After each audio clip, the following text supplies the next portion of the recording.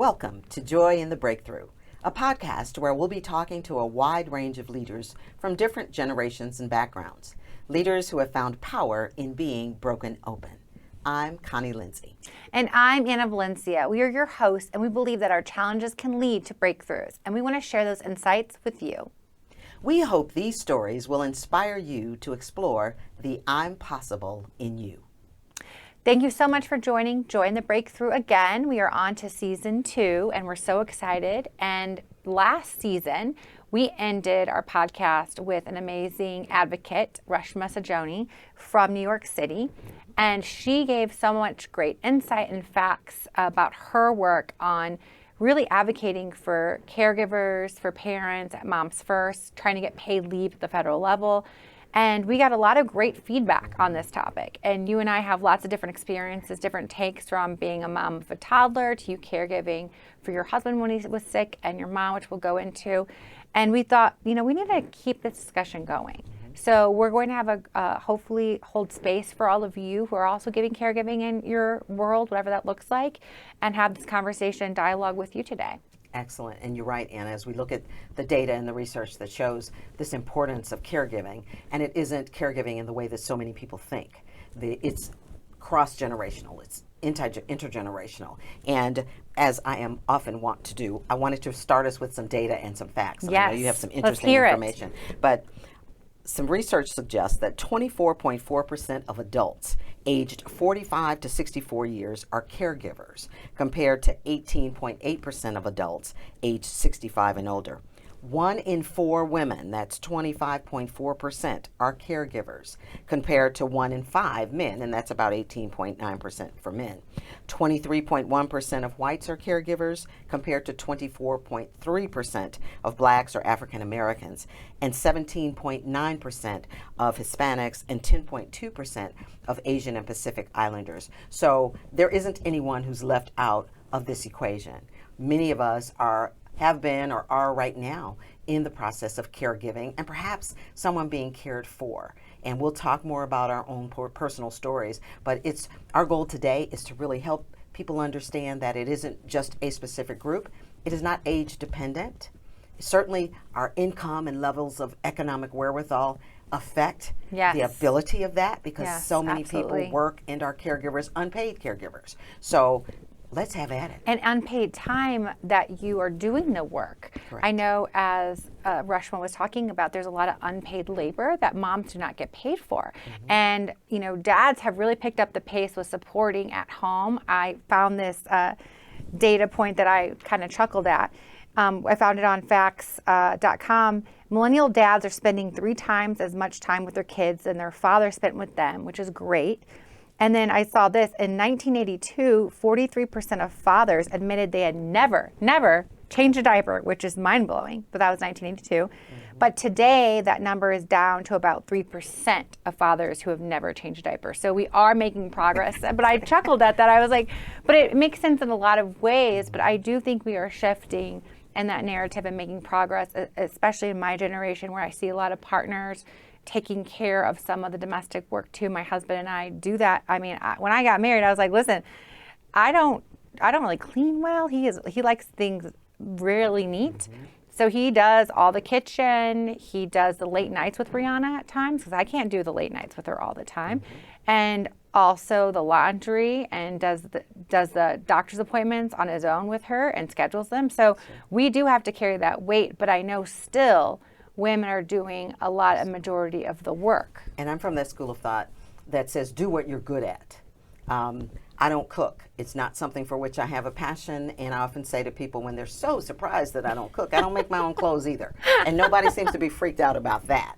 And the notion of the roles that we have to have. And so I was fortunate to grow up in a household where we were not limited by the bodies in which we were born, that our gender didn't dictate we'd have to do things. Now, my mother was from another generation, but I thank God that she was clear enough that her daughters didn't have to become wives or do certain things, that wherever your skills could take you, whatever you were most interested in, that's what you should pursue. And so my husband John and I have an amazing relationship. John likes to cook, and he can cook. John cooks.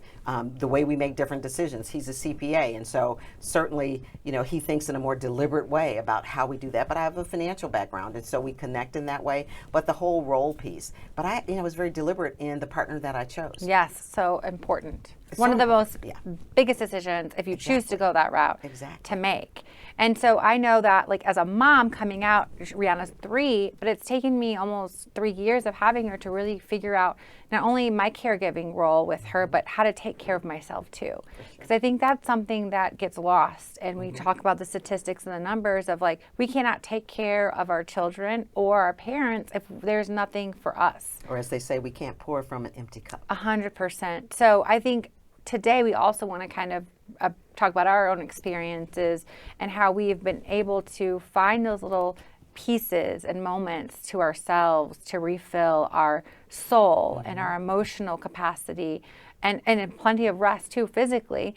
I know you got me on that acupuncture kick, and I tell everybody, and I got those little seeds in my ear, and they're like, what's in your ear? And I'm like, oh, they put these seeds in your ear, the pressure points that you could just rub.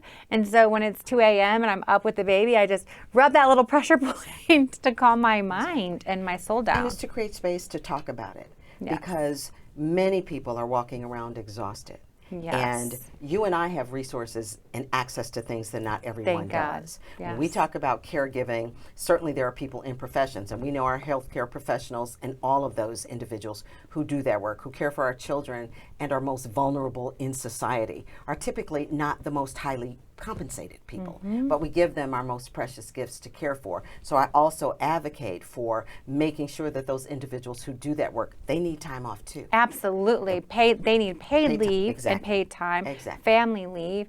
And that's even when I had Rihanna, I couldn't imagine going back to work 2-3 weeks, 4 weeks, you're still in a fog. And, babies don't even get on a nap schedule until 4 weeks. And so you are just depleted trying to go back to work. And around the globe, we see that. I think the U.S., there's some research that shows, we have the shortest time off for women who are giving birth. In other countries, it's a lot longer. They have ways of bringing women who've given birth back into the workforce without being afraid that they're going to lose their job. So as leaders in industry, it's really listening and hearing and thinking about that, or different ways that people become families, because there are multiple ways to become a absolutely. family, that we understand that and we hear and are able to adapt to what the workforce needs, because there are so many ways that people are caregivers and what that means. So there's parenting, there's taking care, the sandwich generation, right? Oh, We've all heard yes. that. We've all heard Speaking of sandwich generation, that's what we were talking about.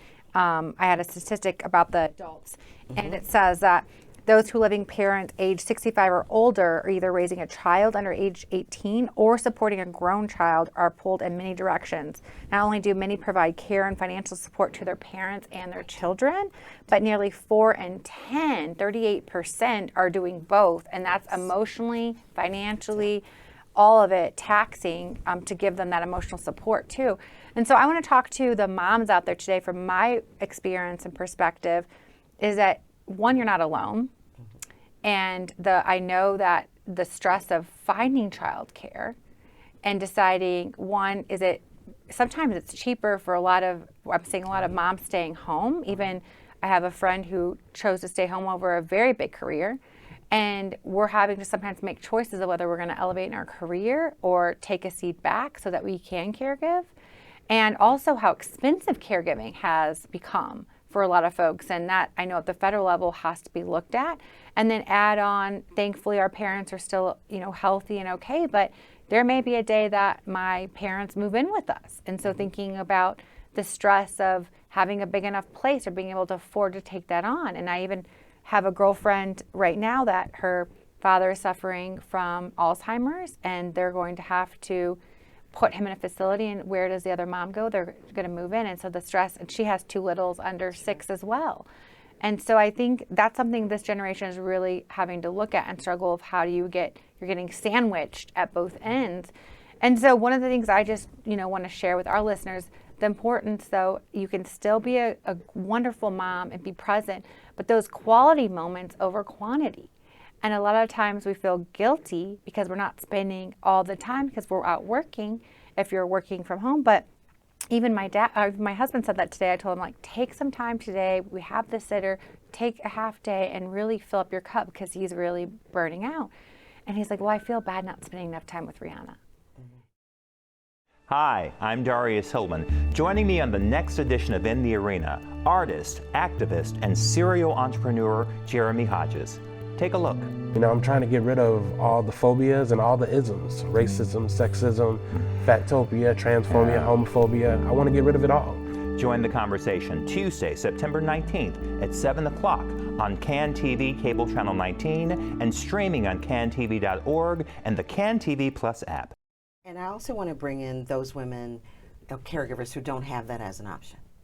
Yes. There are so many women for whom even having paid daycare is not an option. Oh my gosh, Part yes. of my life's work has been advocating because of, what I saw growing up. My mother didn't have options of having someone else come in and do the caregiving or the work. So there are options that part of the population has that others do not. They are in work situations where they can't take an hour lunch. How do we ensure that we are at least able to say we hear you and we see you, Yes. and that we continue to push that?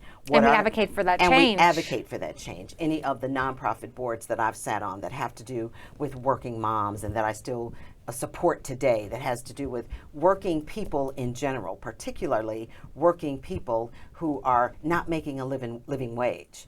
They don't have the options to be able to do that. So it is incumbent upon us. Part of the reason that we enjoy having this podcast is to elevate that, to say, our why is we hear you, and that we are not all one and the same, but we understand the issue. So putting yeah. families, to your point, because you were a corporate global Exactly. position, and you sit on these boards, and you have that voice at the table. Even if you aren't a mom, you're a mom of many. Exactly. And a caregiver of your mother. And we have to put families at the center of these policies. And we even need to look at like the workday and how it's structured. Exactly. Because it wasn't structured for women, we know, Exactly. and especially not families. And so how do we even look at the workday? COVID told us we could work really from anywhere, still be productive. And the fact that we're even fighting about a hybrid work-life balance is crazy to me. Which is tied up in so many things. One, it's tied up in all the buildings that were built to house Yes. humans. So there's always, or generally, an economic reason for people feeling strongly about that, in my estimation. But the hybrid is a better decision. I had said, post-pandemic, I would hope that we could come back different in ways that were beneficial. That, people would often say, we want to go back to normal. Well, normal wasn't working for everyone. No. Normal wasn't working for that individual working 3 jobs to try to make a living wage, to care for their family. So let's go back to new better. Not Yes. new normal, but new better. And I am still, Anna, every day pushing for that new better and calling it out. But not just talking about it, but being about it, investing and caring about those things in a way that, as you always say, that we have impact. But this idea of caregiving, and it's a global phenomenon. As society ages, we need to be able to find ways. You talked about your friend Yes. whose parent now needs additional care. Those are tough decisions that we have to make about those we love, whether it's a health issue or aging. How do we make those decisions, and where are the resources that people can go to get that? And tell us a little bit about your experience Sure. too, and how you had to talk to your corporate. You were in a very powerful position when John was sick too, and how did you deal with that? So I would say, fortunately for me, I was in a culture where I was able to receive the support. Now, it wasn't that I couldn't show up every day on time, ready to work, but I did have the flexibility to be able to have some compassion. There was some empathy that was afforded me, which is what I tried every day of my life as a leader to share and give to others. So my husband, many know our story, and he knows that I share the story. I always ask his permission. But my husband was diagnosed with incurable blood cancer, multiple myeloma, back in 2005. And I was working and, had our career and doing all those other things. And we got married after his diagnosis in 2007. Were you engaged in the lobby of Northwestern Memorial Hospital? Absolutely. We sure did, right before his autologous stem cell transplant. But the point of that was having to pivot, and we talk about joy in the breakthrough. Yes. And we want to talk about looking for joy in that breakthrough moment. And I Yes. won't bore you with a lot of statistics on blood cancer, but multiple myeloma is a cancer of the plasma cells. And At the time that John was diagnosed, there were not a lot of treatments available for that cancer, and I lost one of my best girlfriends to multiple myeloma back in 2014. So she and John were actually getting treatment at the same time. So finding joy in that kind of a breakthrough, it's, where do you pivot to do the work and all of those things. I was fortunate to have a company that supported me in that, but I still had a large global team for which I was responsible. And being able to navigate between John's treatments and the other hiccups that came along the way, because as you know, when you're treated for different types of illnesses, there are effects of the drugs and all of those things that happen, but keeping it together. Number one, I had an amazing circle of friends, or a small circle of friends, but who were just wonderfully supportive. Number two, I learned to ask for help. I am not an individual who's inclined to ask for help. And so I learned to ask for help. And number three, I became his advocate, his voice for him. I studied and learned the nomenclature and understood how to ask a good question. I have a friend who would say, his joke was, what's the difference between God and a doctor? And of course we all look around and he goes, well, God doesn't think he's a doctor. I love doctors, they're amazing. But it was being comfortable asking a question of this incredible professional who knew far more than I did, but just to ask, is there something else? What could we be doing differently? And to still love my husband. How did he see himself post-diagnoses, and how that changed and shifted everything? There's so much more to the story, but for that it made and it was, we had great insurance. That's the other thing, Anna, access to health care.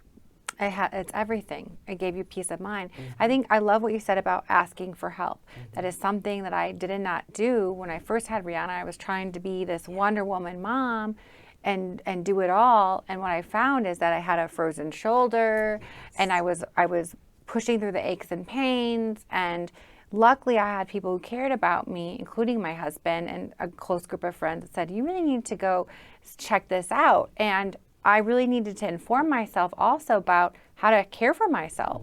And my friends opened up a lot of resources to show me that, okay, there's a thing called nursing that I had no idea. And a friend sent me a book about how to care for your body and how it changes after pregnancy. I had no idea that some of these changes happen. And so, taking the right supplements and vitamins to get myself better and out of that brain fog was so helpful. So asking for help on how to take care of myself, and then asking for family. They don't live here in Chicago, so it's really just the three of us and relying on some close friends. So asking friends, for support, after we were safely out of the pandemic, could they come over and, hold Brianna for a little bit so I could shower, or take a quick nap, and really asking for that. And even now, as she's a toddler, I asked actually two friends, they'll find this funny when they hear it, but I said, if I want you to have a relationship with her, because we don't have a lot of aunts here, take her for a Saturday. That would be huge for us. Or knowing we had someone we could just drop off in a moment's notice if we get in a bind. And they said, absolutely. And these and they want to do this for you, but you don't ask. Exactly. In the caregiving role, it is, how do we define that for ourselves? Because we can also become the crusader. And my goal was not to be the martyr.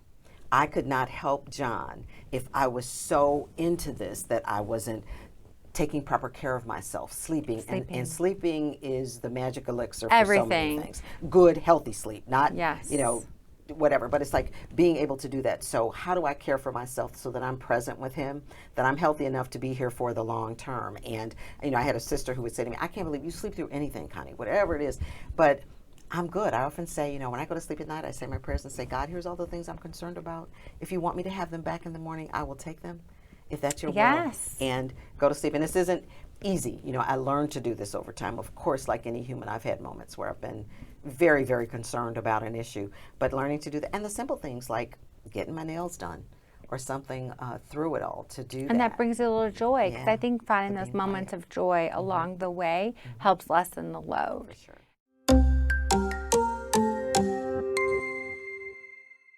I want to steal one from Stephanie Morimoto, one of our guests here. When I was in here doing a pod with you all and coming back from tonsillectomy, you all told me after the pod, take your sick days, take your time off to heal. And so I want to talk about also sleep, which you all said. She said, don't try to do too many things at once for your self-care. Maybe just pick one thing that you can do that will help you feel rested or feel ready to take on whatever you're doing in caregiving. And so mine was sleep. My sleep was all off from the surgery. My sleep was off from the baby. And so I've done a couple of things. I wear the eye mask, the pillowed eye mask. I take my magnesium that you told me to do. I put my phone. I'm not practicing medicine. No, vitamins. It is just, it works. Yeah, it works. You do your own research, right? Exactly. And then I also put my phone in a different room. And I put on those blue light blocker glasses. And so if I do look at my phone, and then also something that I found reading in my room, just maybe 5 or 10 minutes, it really helps me ease and fall asleep, because it kind of, we know all the data's out there that those screens, your tablet or your phone, will energize you, stimulate you when you need to wind down. So I really, that's my tip, is really figure out one thing and try to do it well, and don't overwhelm yourself that you need to do too much self-care at once. And I think I love that, and it's just do one thing and figure that out. The other part is do your best to find the resources that are available to you in your community. And it might just be sitting with someone that you know, having a cup of coffee, tea, water, or whatever it is, that part of being still, because it is so easy to just get so wound up breathing. And I'm talking about things to which we have access where we don't have to spend money. Or our breath. We are as close as our next breath. Yes. How we use our breath to calm and soothe ourselves, what we can do. And then it is so important for us to have a person or a couple people with Ventors, Dr. K. Dr. K. Ventors. Have your mentors. Exactly. Those that people that in whom we can confide.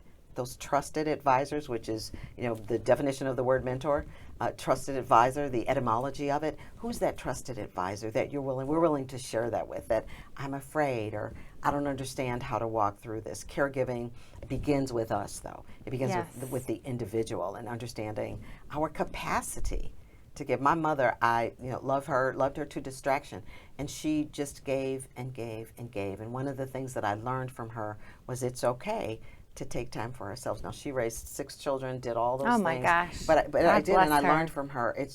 It was always a lot.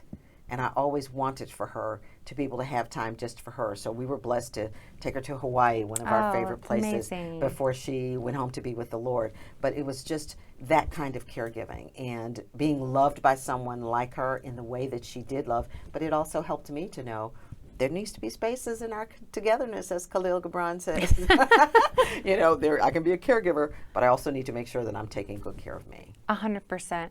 Well, we're going to go to our next segment of Say Less with Connie. You know this one, so Connie's going to drop some much more wisdom than she already has.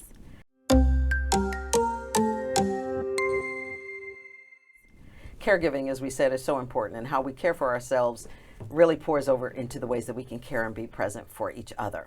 So if we break the word apart, care and giving, that care begins with ourselves, that knowing the things that are most important to us, and certainly the ways that we can support individuals. Number 1, we can't pour from an empty cup.